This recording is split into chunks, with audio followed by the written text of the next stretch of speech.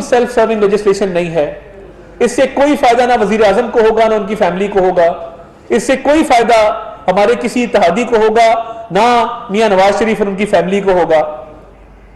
तो देखिए, बात वो करनी चाहिए जिसमें जो हकीकत पे मबनी हो, जो सच्चाई पर मबनी हो। आज फराह साहिबा पे जो केस है, तो वो दुबई किसके कहने पे बैठी हैं? वो दुबई क्यों बैठी हैं? इमरान न्याजी साहब का इक़्तिदार खत्म होते ही उनको दुबई फरार इमरान न्याजी साहब ने क्यों करवाया? उनको वापस बुलाने से क्यों कासिर हैं? क्या उनका ट्रायल नहीं होना चाहिए? और नैब की जो इन्वेस्टिगेशन ऑथराइज हुई है उसमें उनको पेश नहीं होना चाहिए? आके जो इल्जामात लगाए गए हैं कम से कम उसका जवाब नहीं देना चाहिए? कोई एक खत भेज देते कि जी ये इल्जामात गलत हैं, मगर नैब का सामना करने को तैयार नहीं है।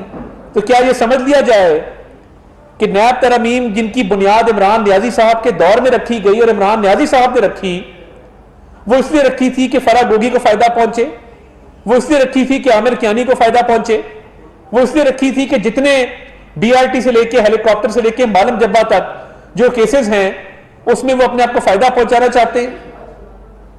तो ये तासर इंतहाई गलत है कि हमने ये तरामीम की हैं और अपने लिए की हैं।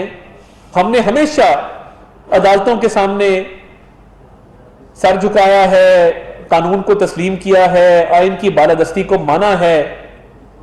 और देखिए, जो कैद काटी है, नाहक काटी है, इनको तो 4 दिन इनका कोई रहनुमा जेल हुआ है तो वो क़यामत बर्पा कर देता है, आसमान सर पे उठा लेता है। तो जब ये सारा कुछ हो रहा था कोई नोटिस लेने वाला नहीं था। जब मियां शहबाज शरीफ साहब को गिरफ्तार किया गया, साल अंदर रखा गया, नाहक रखा गया, मरियम नवाज शरीफ साहबा को कैद रखा गया, नवाज शरीफ साहब को कैद रखा गया, हमारी पूरी जमात, हमारी मेन लीडरशिप अंदर रही है, मगर हमने उस दौर में भी तरमीम नहीं की। अब हमने जो भुगतना था भुगत लिया, मगर इस मुल्क की मईशत के पहिए ने आगे चलना है। और डार साहब आए हैं वजीर आजम साहब की क़यादत में, नवाज शरीफ साहब की क़यादत में, इंशाल्लाह डॉलर भी सस्ता होगा, पेट्रोल भी सस्ता होगा, मईशत का पहिया चलेगा।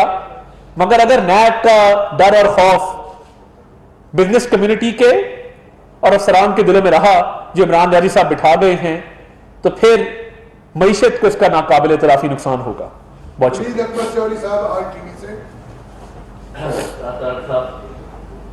कल चीफ जस्टिस सुप्रीम कोर्ट ने के रिमार्क्स में कहा कि लाहली मुश्किल लाहली जो है फॉर लाइफ वो एक काला कानून है, और इसका सबसे बड़ा शिकार तो साबिक वज़ीर आज़म और आपके कायद जो है नवाज शरीफ वो हुए।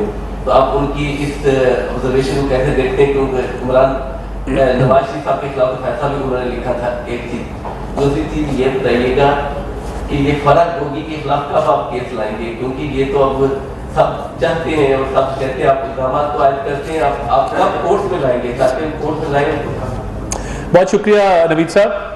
पहली बात तो ये है कि सुप्रीम कोर्ट बार एसोसिएशन के सदर जनाब एहसन भून साहब ने एक सुप्रीम कोर्ट में ताहियात ना अहली को ख़त्म करने के लिए पिटिशन फाइल कर रखी है, वो ज़ेर इल्तवा है। और इंसाफ के तकाजे तभी पूरे होते हैं, किसी टेक्निकलिटी पे किसी सियासतदान को भी फॉर लाइफ डिस्क्वालीफाई नहीं होना चाहिए। मैं तो इसको इस तरह देखता हूँ। इसमें मियां नवाज शरीफ साहब, जहांगीर खान तरीन साहब दोनों शामिल हैं। और मियां नवाज शरीफ साहब को तो बेटे से तनख्वाह ना लेने पे निकाला गया और डिस्क्वालीफाई किया गया। आज जब उन केसेस की हकीकत सामने आ रही है तो ये पता लग रहा है कि मियां नवाज शरीफ का कसूर कोई नहीं था। एसेट बियॉन्ड मीन्स, जो आमदन से ज्यादा असासे बनाने का भी इल्जाम है, वो भी साबित नहीं हो सका। तो इस हवाले से तो मैं बिल्कुल क्लियर हूं कि किसी भी सियासतदान को ताहियात नाअहली का सामना नहीं करना चाहिए। लेवल प्लेइंग फील्ड होनी चाहिए तमाम सियासतदानों, तमाम सियासी जमातों के लिए। जहां तक फराह गोगी का ताल्लुक है, उन पे नैब की एक इंक्वायरी है और मैंने वजारत दाखिला को, वजीर दाखिला राना सनाउल्लाह साहब को ये सदा की है कि उनके रेड वारंट जारी किए जाए और उनको पाकिस्तान लाया जाए ताकि वो इंक्वायरी फेस कर सकें।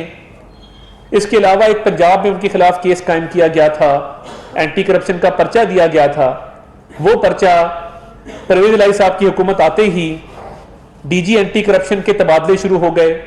राना जब्बार साहब को तब्दील करके राय मंजूर नासिर साहब को लगाया गया, राय मंजूर नासिर साहब को तब्दील करके शरियार सुल्तान साहब को लगाया गया, शरियार सुल्तान साहब को तब्दील करके कैप्टन असद साहब को लगाया गया, कैप्टन असद साहब को तब्दील करके नदीम सरवर साहब को लगाया गया है, मुझे तो उनके नाम भी याद हो गए कि पंजाब में 5 डीजी एंटी करप्शन चेंज हो चुके,